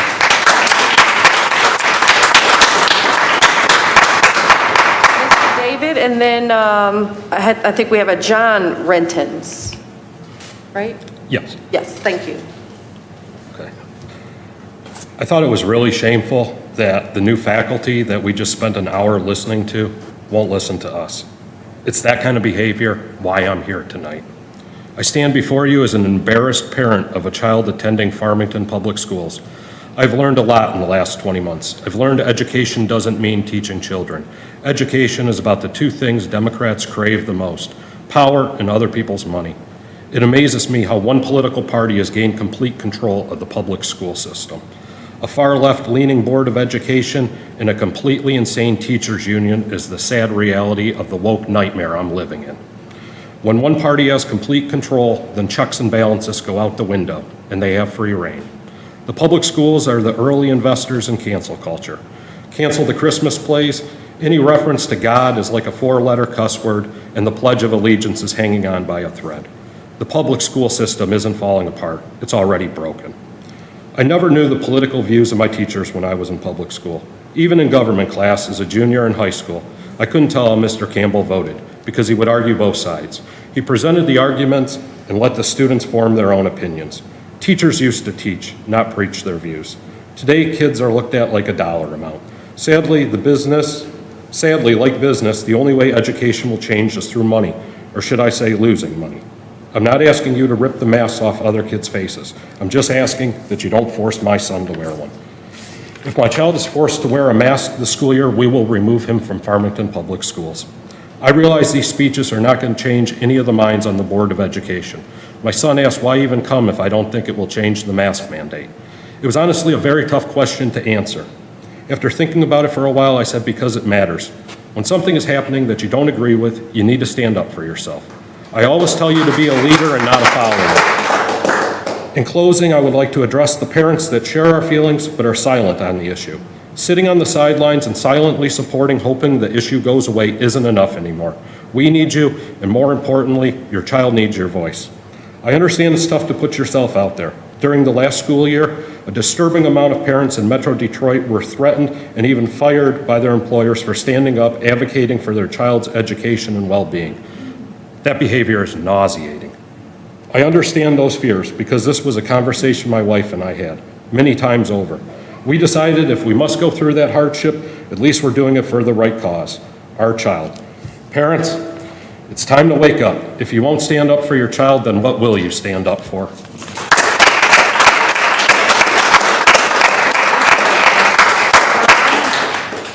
Renters? Rentins, thank you. And then Brittany Rentins. Thank you very much. School.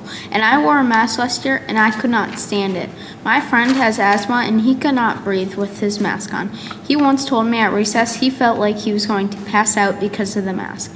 And I think that the Farmington School District has made the worst decisions ever. Today, August 15th, my parents told me the news about the mask and I was so mad when I heard that. I decided to go to a different school, and I encourage others to do the same. My mom has been a nurse for 6 years, and she says that the masks do nothing, and I totally agree. You should watch basketball. They wear a mask around their chin, and you're saying the masks are helping? Well, no, they're not. And I just want to say that the Farmington District School is literally using abusive power. In 2000, we saw kids learning. Now you see people using abusive power, and it is so sad, and we need more people to step up and fight to help us kids.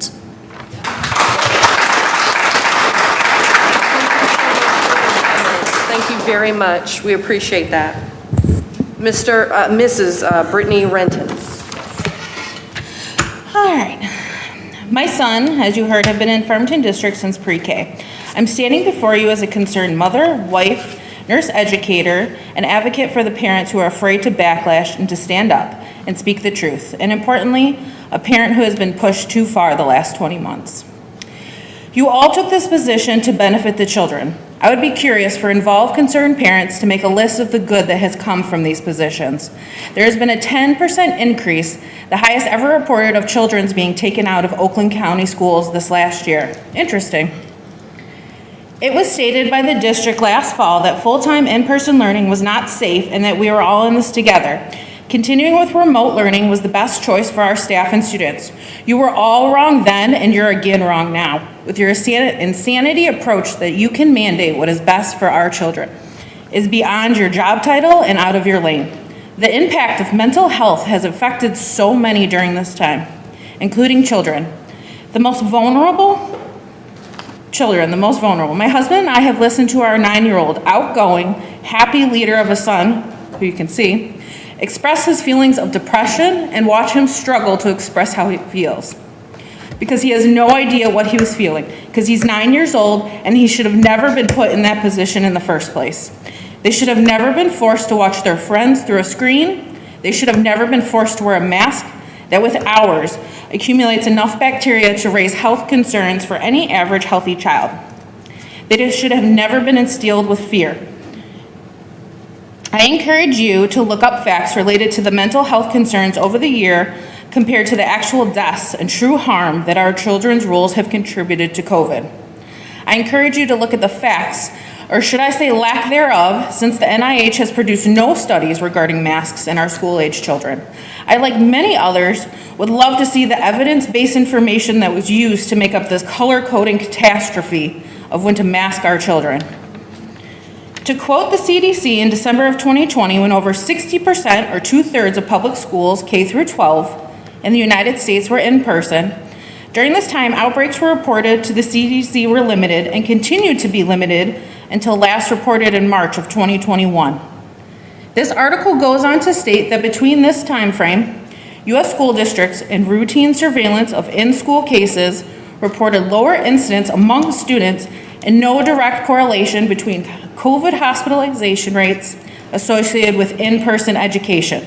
You do not mask our children during RSV season.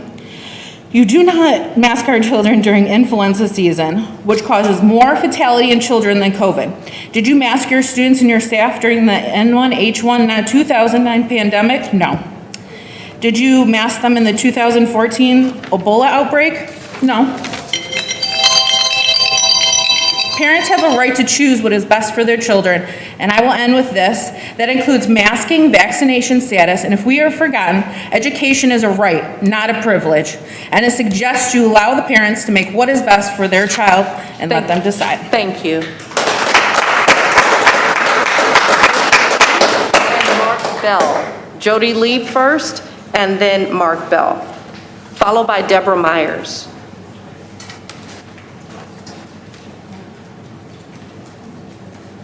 Good evening. Thank you for allowing me to speak here tonight. We need common sense solutions for the school year regarding masking and the treatment of our children in regards to their health.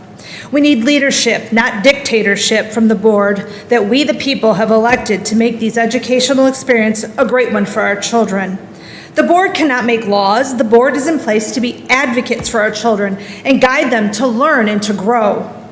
Our children for almost 20 months have suffered the consequences of junk science, anxiety-driven narratives, and zero data of the efficacy of masks and the spread of SARS-CoV-2. I'm a nurse. I've been in this since day one. I have worn the medical grade mask that you see here tonight on most of the staff or of the people in the audience. It's designed to keep me from inadvertently infecting patients who have wounds or have medical equipment in use. We use it so we don't cross-contaminate and cause harm to our patients. But as a medical grade mask is worn, it has no effect in respiratory spread of a virus such as SARS-CoV-2. I have a specialized mask that I am fit tested for that is specific to me to prevent respiratory exposure. But this is not done for our kids. You couldn't afford that option because it's prevented and it's provided to me, and it's a cost every year to the hospital that I work for. The psychological and physical detriment the board is planning on imposing is beyond appalling. I have COVID metrics here, which I have and I will give you. That is on the michigan.gov website for Oakland County specific for pediatric cases. And as of August 16th, we are Region 2, North Oakland County. We have one suspected pediatric case, which is confirmed, and only one confirmed hospitalization of a pediatric case. So I ask, really, are we planning on masking our kids for the possibility of more cases? In February 2020, the then Surgeon General Jerome Adams stated that masks are not effective in preventing general public from catching COVID. Then added days later that folks who don't know how to wear them properly tend to touch their face a lot and actually increase the spread of coronavirus.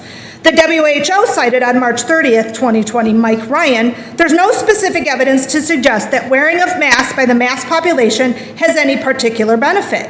In fact, there's some evidence to suggest the opposite, because not wearing a mask properly or having it fit properly or taking it off it produces actually an ill effect, the opposite. The CDC has based its recommendations on observational-only trials. Until this day, has not done one randomized controlled trial to back up their recommendations or mandates. This is a virus, and it has been used, unfortunately, as a political pawn instead of sticking to the science and critical thinking. There seems to be cherry-picking of data to keep this going. I ask anyone on this board, when was the last time you touched your mask today? Did you pull it down, pull it from your purse, grab it from your rearview mirror?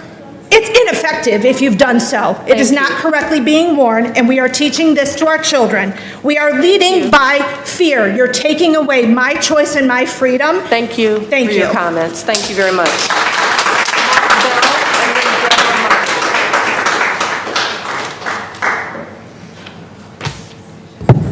And then we'll have Tara Linzer.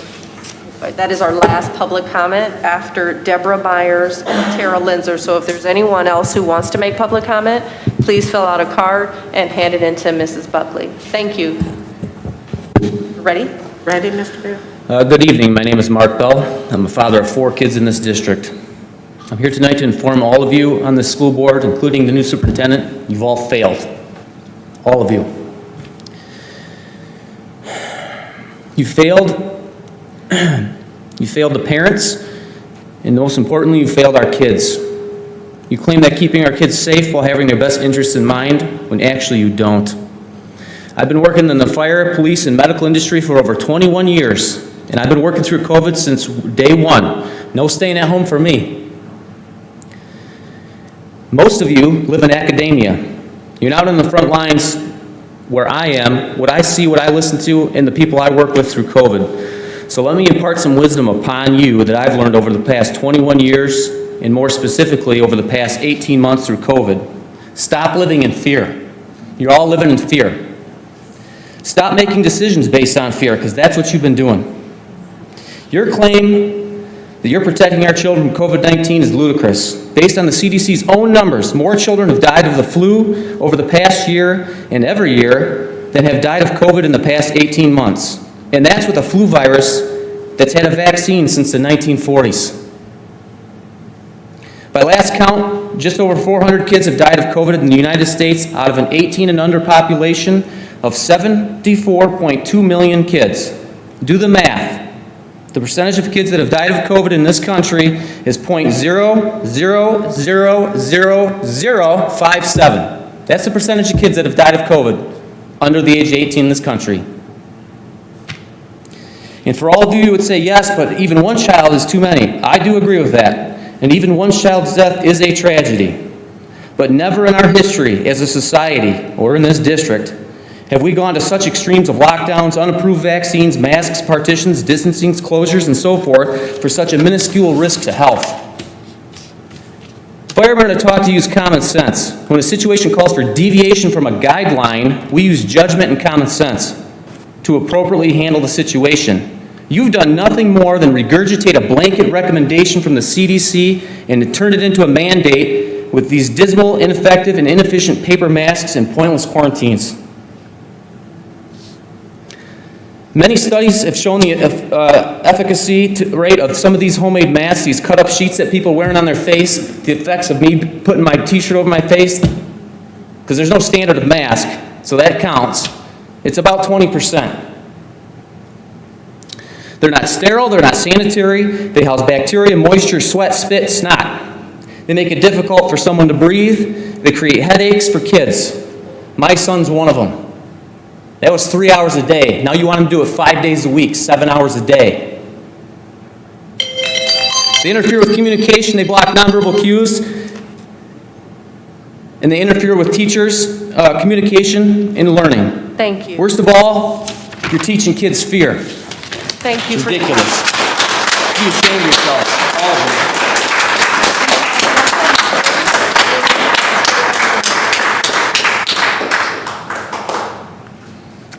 Hi.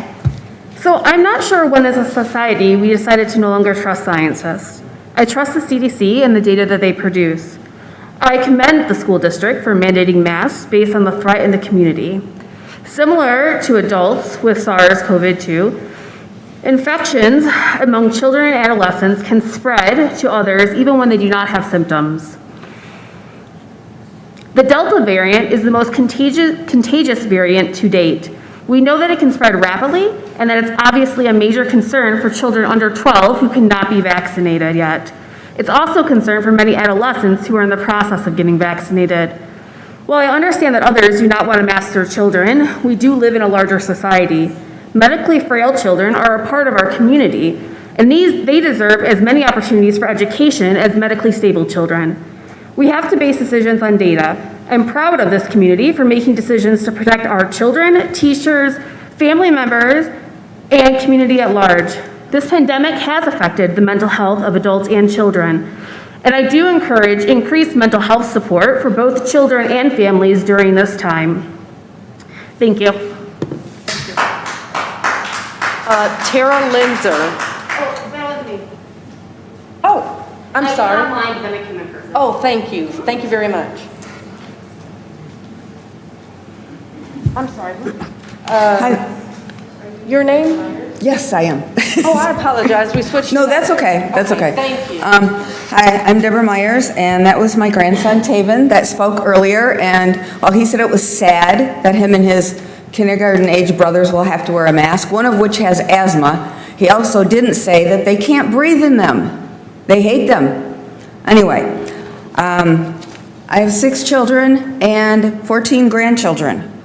I have a teenager going to Farmington schools. I have the ones here that are going to Farmington schools. You guys are all in a position of power. You make the choices for these kids. Did you look up any mask studies? Did you check any of them before any of this came out or during? There weren't any done during. Before this happened, The US and other countries did studies on masks. Do they stop viruses? No. They all came to the exact same conclusion. There is no discernible difference between mask wearers and non-wearers when it comes to contracting or giving any virus whatsoever. They make absolutely no difference. They're also very dangerous. Dentists have come out and said that they're causing mouth, dental decay, and they're getting bacterial infections in their mouths. I have a couple things here really quick. The other one, wrong way here. Okay. Mask that is worn by a child. They did a lab study in Germany. We don't do those here. Nobody wants to know how bad the masks are. Okay. They found a child wore this mask at school one day. 82 bacterial colonies and 4 mold colonies were on this mask after they took it off and checked it. That is what these kids are breathing. OSHA, we know what OSHA is. The Occupational Safety and Health Administration, it's a large agency with the U.S. Department of Labor. They were formed to keep employees safe, so employers don't expose them to bad air quality, numerous other things. They've determined that the CO2 that is breathed through with masks on is toxic. Their rate for CO2 is so far below what you get when you put a mask on someone. Why should employees have this going for them when children don't? Nobody is looking out for them at all, and they're going to be breathing this in. Also, there was a surgical study done on masks, just on surgeons wearing masks. They determined that after 30 minutes, they needed to take their mask off, get fresh air. If they did not remove it and get some fresh oxygen flowing, they were very likely of getting confusion, dizziness, headaches, hypoxia, lack of focus, all of these sort of things. This was strictly done on surgeons while they were operating. This is what they came to. And you want kids to wear this all that time? Fauci, the flip-flopper, he said, no, nobody needs to wear masks. February of 2020. He said, they're not for well people. They're not for well people. Then he flips and says they are. Then he flips and says they're not. Thank you. They were not. I'm not done. I have a couple more things. We have to respect everybody's time. Okay. No, I understand that. I understand that. Someone mentioned the variant. Are you aware that the PCR test is inaccurate?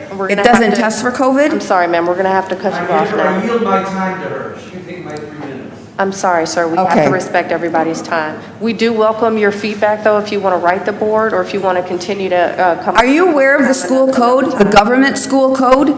It states right on there that anyone in the public school, under any circumstances, you are not allowed to do these things. Down here, any restraint, number 8, any restraint that negatively impacts breathing is listed on the school code. That's what you're doing. It's listed, it is a law. I'm done. Thank you, guys. Thank you all. Before we take a 5-minute break, there were a couple of things that I just wanted to mention. The board does not respond to public comment, but there were a couple of things that I just wanted to mention. First, personally, I run a public service organization that never closed since day one. So I'm very aware of the data and the guidance that's been issued. There are 2 things, though, that I want to make certain that this public is aware of. First, this is a nonpartisan board. This is a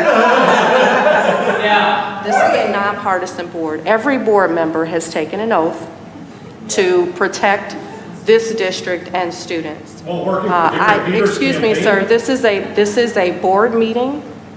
This is a board meeting. Well, you're responding to us. So I wanted to make sure that people understood that. We are often required to make decisions, and we make those decisions. There have been numerous decisions that have been made that have negatively impacted, our personal families, but we make those decisions on behalf of the district. The second thing I wanted to make sure that people were aware of is that the Board of Education does not vote on this matter. COVID protocols are not mandated by the district, by the Board of Education. This is not a Board of Education matter. The COVID protocols that are developed for the district are developed by the district, by the central administration, who have the direct conversations. None of us here are experts. I know you guys have a lot of data. There's a lot of other data that exists out there, some which conflict with what has been produced nationally and by the state. But our district and the central office have regular conversations with health professionals and make these decisions. Again, this is not a partisan board. This board is not making COVID protocol decisions, although we hear you. We hear you, we appreciate the feedback, we're listening, and the district will continue to evaluate. Thank you for your feedback today. We appreciate you coming. We'll take a 5-minute break.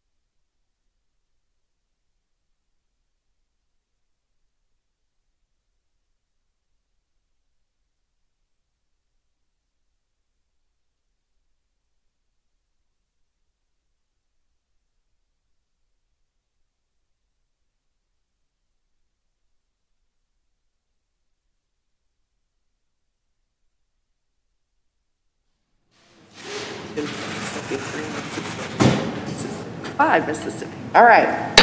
Welcome back. We are now back from our recess. Thank you for your patience. We're now going to move to our item number 9, which is action items. And the first item is with regard to policy 2002, a waiver for 22 graduates. Dr. Delgado, would you take us through that one? Thank you, President Williams. It's my pleasure to introduce Dr. Kelly Kaufman, who will take us through the MME waiver for 2022 graduates. All right, good evening. In the packet, the board has information around the assessment data of the number of students who had the opportunity to take the Michigan Merit Exam. As part of board policy, there are required assessments that we have as part of our graduation requirement. Due to the pandemic conditions, all of our last year's 11th graders were unable to take that assessment, therefore not being able to meet the graduation requirement as graduates of the class of 2022. So we're requesting that the board waives that piece of the graduation requirement for our current seniors who will be graduating at the end of the 21-22 school year. Are there any questions or comments from board members? Mr. Rich. Just a question, if this is something that we are able to do in accordance with state law. This is part of our local Okay, policy. so there's no state policy regarding. Correct. Fantastic. Mrs. Smith? Dr. Kaufman, thank you. Thank you for all that you've done over this past year with Dr. Goodrum and the cabinet and everyone. I appreciate all of this, and I really appreciate that you have taken the time to assess this with the superintendent, to know that this would be important for our seniors that have left. They should not be penalized because of the COVID, and I really appreciate this and appreciate everything that you've done. Thank you. Thank you. Any other comments? This makes sense to me. I think we're ready to entertain a motion. Mr. Walker. I move that the Board of Education approve the MME waiver for the 2022 graduates as presented. Support. Motion made by Mr. Walker, supported by Mrs. Smith, to approve the MME waiver for 2022 graduates as presented. Is there any discussion? Hearing none, may we have a roll call, Mrs. Smith? Yes. Mr. Rich? Yes. Mr. Walker? Yes. Ms. Henrich? Yes. She say yes? Yes. Dr. Blau? Yes. She is a yes also. Mrs. Fox? Yes. She said yes. She's a yes. I myself, yes. And Ms. Weems? Yes. You have a unanimous vote. Thank you. Motion passes. The next item is a recommendation for approval for the 2021 June 15th closed session meeting minutes.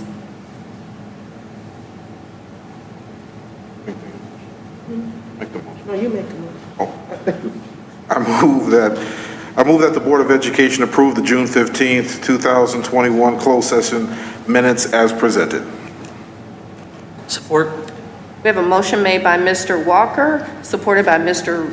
Rich, to approve the June 15th closed session meeting minutes as presented. Is there any discussion? Hearing none, can we have a roll call, Mrs. Smith? Mr. Walker? Yes. Mr. Rich? Yes. Ms. Henrich? Heinrich? I'm sorry. Yes. She is a yes. Okay. Dr. Oh. Blau? Yes. She is a yes. Ms. Fox? Yes. She is a yes. I myself, yes. Ms. Weems? Yes. Motion passes. Thank you. That motion passes as well. Next is the June 29th closed session meeting minutes. Mr. Walker? I move that the Board of Education approve the June 29th, 2021 closed session minutes as presented. Support. Motion made by Mr. Walker, supported by Mr. Rich, to approve the June 29th closed session minutes. Any discussion? Hearing none, may we have a roll call? Dr. Blau? Yes. Ms. Fox? Yes. Yes. That was a yes. Ms. Heinrich? Yes. That was a yes. Mr. Rich? Yes. Mr. Walker? Yes. I myself, yes. Ms. Weems? And I am a yes. Motion passes. Thank you, that motion passes as well. Next is the approval of the OCSBA resolution and proposed amendments that we just talked about during the discussion item related to updates being made to the Oakland County School Board Association resolutions and bylaws. Is there a motion? I'll go for the clean Mr. sweep. Walker? I move that the Board of Education approve the OCSBA resolutions and proposed amendments to the bylaws as presented. Support. Yes, we do, Mrs. Fox.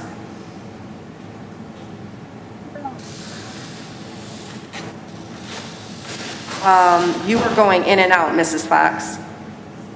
We currently have a motion on the table. Do you have discussion related to the motion that's on the table? Okay.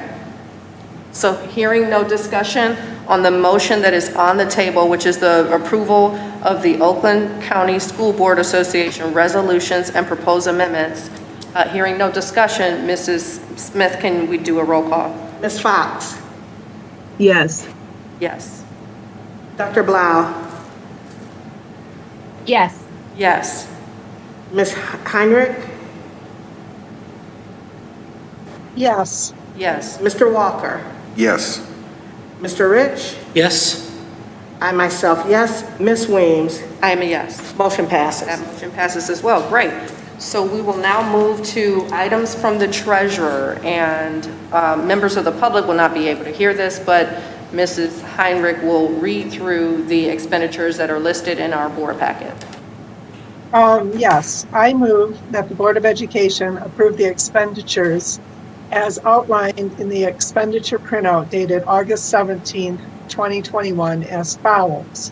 General Fund, $18,715. Let's see. I practiced this too. So I'm sorry, $18,715,679. General Fund Athletics, $157,962. Debt Fund, 0. Capital Projects, 2015 Bond Fund, $500. Capital Projects, 2018 Bond Fund, $2,114,356. Capital Projects 2020 Bond Fund, $1,552,669. Nutrition Services Fund, $220,394. Benefit Stabilization Fund, $2,635,254, for a total of $25,396,814. Support. There is a motion made by Mrs. Heinrich, supported by Mr. Rich, to approve expenditures totaling $25,396,814. Is there any discussion? Hearing none, Mrs. Smith, can we have a roll call? Mr. Rich? Yes. Ms. Heinrich? Yes. Mr. Walker? Yes. Dr. Blau? Yes. Ms. Fox? Yes. Myself, yes. Ms. Weems? I'm a yes. Motion passes. Thank you, Mrs. Smith.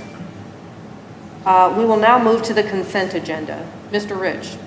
Thank you. I move that the Board of Education approve the August 17th, 2021 consent agenda as follows. A, approval of minutes, that's for June 29th, 2021 special meeting, and the July 12th, 2021 board retreat. B is personnel items. C is the disposition of property, Woodbine sidewalk, and D is disposition of property, Beachview easement. Support. There's a motion made by Mr. Rich, supported by Mrs. Smith, to approve the consent agenda. Is there any discussion? Mrs. Heinrich? We met our 10 new administrators, and I just, on the personnel items, I just wanted to thank the employees that are leaving the district for their service to the district, and the retirees, to wish them success in their next chapter on their life, and to welcome our new teachers and our support personnel also that are being hired into the district. So the district really worked hard over the summer, with these 52 new hires, and these are not all the ones that have been approved. There were some in June when we met also. Thank you, Mrs. Heinrich. And just so that folks know here, there's a general thank you associated with the new hires of the district. Is there any further discussion? Hearing none. Can we have a roll call vote, please? Ms. Heinrich? Yes. Yes. Dr. Blau? Yes. Yes. Mr. Walker? Yes. Yes. Ms. Fox? Yes. Yes. Mr. Rich? Yes? I myself, yes. Ms. Weems? Yes. Motion passes. Thank you. We will now move to item 12, reports from board representatives. Are there any reports from board representatives? Checking online. Mrs. Heinrich.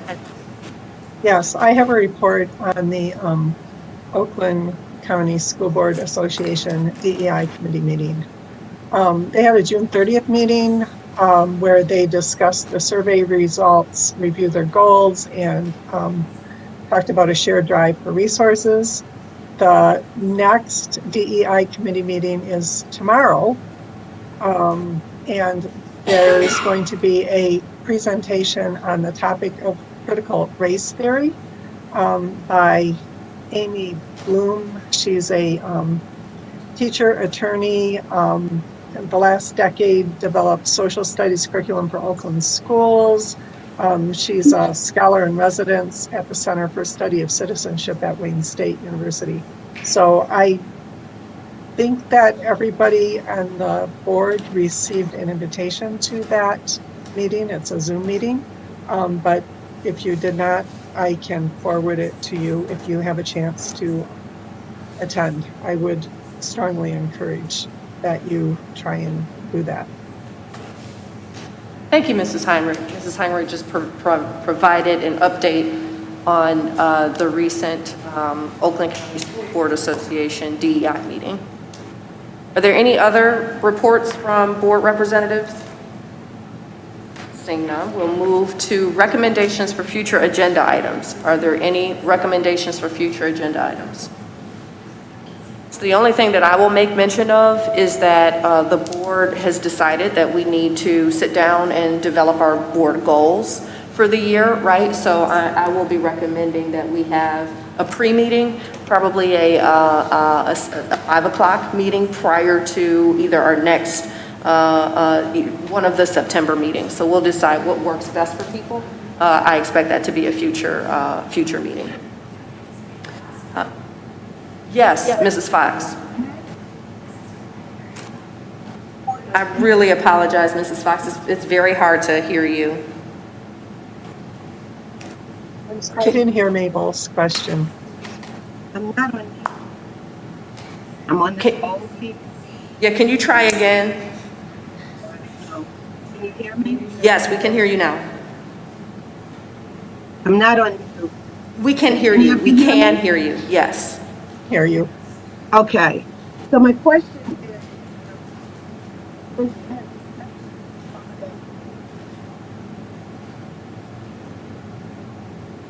So I cannot hear you, Mrs. Fox, but I can slightly read your lips. And I think you said, yes. So I think you were interested in understanding whether the equity audit was completed. Is that what you said? You were interested in? When you look but I'm not directly turning at my head. But I'm not turning my head. I'm sitting up. So Mrs. Fox? Yes, can you hear me, Mrs. Fox? I have to stay at a certain position with the computer in order. My question is, the audit, the DEI equity audit, I thought we were going to have that report in August. So I'm asking the question, has that been delivered to the organization? Right, I think that was I could tell that was your question just by reading your lips. So I think her question is, How far are we on the equity audit? Has that been completed, and when would that come to the board? I can address that. So actually, I have some feedback. Let me shut this off. So yes, we just recently received the equity audit. Dr. Goodrum is sifting through the voluminous document, and that is something that we'll be meeting on and presenting at a future board meeting. So it just came in. It unfortunately was not in time to prepare for this meeting. Got it. So we will have that as a future agenda item, and I'll just write that down. Indeed. Are there any other topics? Seeing none, we will move on to good and welfare. Is there any good and welfare? Mr. Rich. Sure. So first, I hope everyone had a somewhat relaxing, rejuvenating summer. We're able to stay safe and avoid anything bad happening over the summer months. To our new administrators at all different levels, congratulations and thank you. As many people who have contacted the board in the past know, when things get brought to us first as the first people that they contact, we typically say, you need to contact your building's administrator. They are the closest point to the problem's origin. They are also the ones who are who have the best ability to resolve the issue. And our new administrators know this. They are stepping up into these roles knowing this. And some have been with our district for a very long time. And I am so very much looking forward to seeing all that they do in their new roles. So congratulations to everyone, and thank you for stepping up into new roles. Mrs. Smith. My good and welfare is welcome to Dr. Delgado for his first meeting, and I thank you so much for being here tonight. And I am so happy to see some wonderful people in this audience that's sitting right up front. Dr. Kaufman, Diane Bauman, Dr. Goodrum, and Dr. Jackie McDougall, Kathy Smith, and Jennifer Kaminsky. Thank you guys for working pretty much all summer long and being here not only for the staff but the students. You all have had a hard year and it's not getting any easier for any of us, but I am so looking forward to working, and I missed you all so much. I've thought about a lot of you every day. I'm looking forward to seeing you and the students and the staff back, and just thanking you in advance for everything that you all do, and looking forward to working with all of you. And Ms. Hendrickson, I don't know where she's at, but thank her too. Thank you all so much, and welcome back. And welcome back to the teachers and the principals, and to Kim. Thank you. Saving the best for last over there. Just really quickly, I hope everyone's had an incredible summer. It is not over yet. I'm claiming that. We still have several more weeks of summer, and I hope that everyone continues to enjoy the rest of it. I have missed people, but I'll be honest, I have not missed board meetings. I have to just be honest there. But today's meeting it was great to see people. And despite the fact that there are, lots of varying opinions and differences of opinions in some areas, I'm really happy to be in a community where we can have a dialogue respectfully and have a conversation, and I hope people feel heard. That is my hope, and it's my expectation that people are heard, and that we take in this information, synthesize it, consider it. I've seen that happen. I expect it will continue to happen, and I hope that our community continues with us in this dialogue, in this open dialogue, and with that, we'll be better together. Mr. Walker. And actually, to piggyback off of what President Williams said, as the chair for the Communications Community Engagement Committee, it is my goal to try and open that up, to make sure that our community is heard and that that information is routed to the appropriate people. That is my goal, that is my commitment.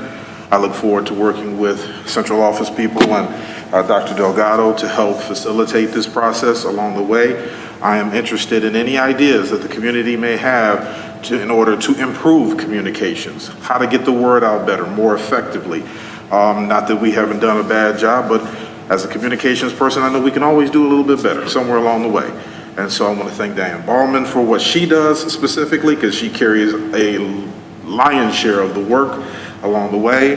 And I think I'll be working with you. I hope I will be. Looking for a lot of direction from you. But I just want you to know that that is the goal of that particular committee as a new one, and I look forward to as much input as humanly possible. Very good. And then I think Dr. Blau has her hand raised. Yes, thank you, President Weems. I wanted to remind everyone that this coming Saturday, August 21st, at the Governor Warner Mansion, the Warnerettes are hosting a community summer meet and greet, an opportunity for all of us in the community. I'm speaking as a Warnerette and resident for a moment, not as a board member, but the Warnerettes have created an opportunity for community leaders from both Farmington and Farmington Hills to come together on the grounds of the mansion to just interact together. So that's part of that community engagement that Mr. Walker was just speaking about. The mayors of both cities, the city councils, the school board, the arts commission, central office, everyone in our communities who are leaders in our community are welcome to come, and we have been baking up a storm, so there will be a fabulous bake sale. There will be these wonderful gift baskets that we'll have a silent auction for, and those who are running for city council will each have 2 or 3 minutes to share a little bit about their platforms. We will also, I don't want to spill the beans too much here, but we will also be making a special presentation to 2 the ladies in our community who have been lifelong volunteers for our city. So we're going to be doing special to honor them as well on the 21st. So that's at the mansion. It's a free event. Hopefully it'll be a beautiful day. It's from 3 to 5 this Saturday. So hope that you'll be able to join us. Thank you, Dr. Blau. And just, I don't want to repeat everything that you said, but for the benefit of audience members, Saturday, August 21st, from 3 to 5, the Warnerettes have a summer meet and greet. There'll be an opportunity for community leaders to engage with the public. You'll be able to meet candidates for city council for both Farmington and Farmington Hills, and there'll be special recognition for community members. So I wanted to make sure that you guys get the benefit of that information too. All right, any additional good and welfare before we close? Seeing none, we are adjourned. Thank you.